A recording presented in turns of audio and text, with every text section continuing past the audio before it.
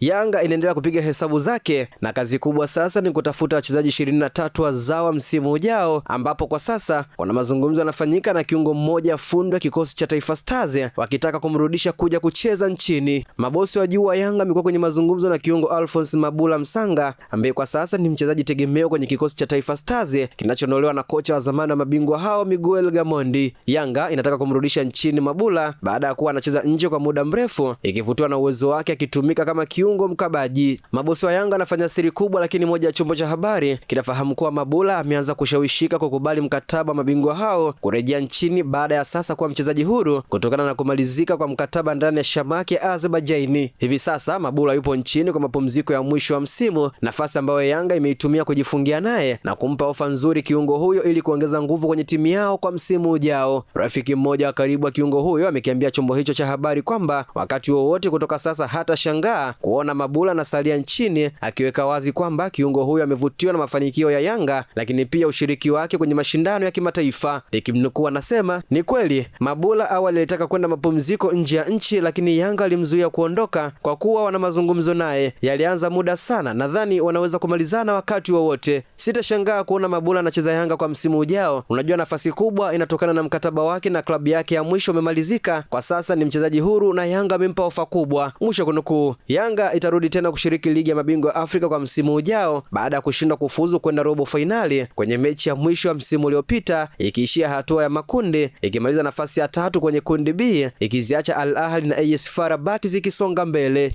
Mabula ambaye mwaka 2022 aliondoka Alliance FC ya Mwanza na kutoa Spartak ya Serbia amekuwa na kipindi cha miaka 4 akicheza soka barani Ulaya. Timu zingine alizozitumikia mbali na Spartak ni RFK Novi Sad ya Serbia na Shamak ya kule Azerbaijan ambayo amemaliza nayo mkataba Juni 30, 2026. Kiungo huyo alizaliwa Juni 14 mwaka 2003 huko Nyamagana jijini Mwanza. Hivi sasa ana umri wa miaka 23 ambapo amepita timu zote za vijana za taifa za Tanzania kuanzia ile ya chini ya miaka 17 maarufu kama Serengeti Boys aliyoitumikia mwaka 2019, kisha chini ya miaka 20 na sasa timu ya wakubwa Taifa Stars. Yanga inataka kuimarisha eneo la kiungo mkabaji ambapo kwa msimu 2025-26 Duke Abuya na Mohamed Damaro ndio waliokuwa akitumika zaidi, huko Mudathiri Yahya muda mwingi akicheza kiungo wa juu. Katika eneo hilo Aziz Ndabwile na Salmo Abubakar Shuaboy walikuwa akicheza kwa nadra sana, huku ikielezwa kwamba Shuaboy msimu ujao hatakuwa ndani ya kikosi hicho. Hivyo Yanga inamhitaji Mabula kutokana na uzoefu alionao, huku bado akiwa ni damu changa anayeweza kupambana kwa muda mrefu.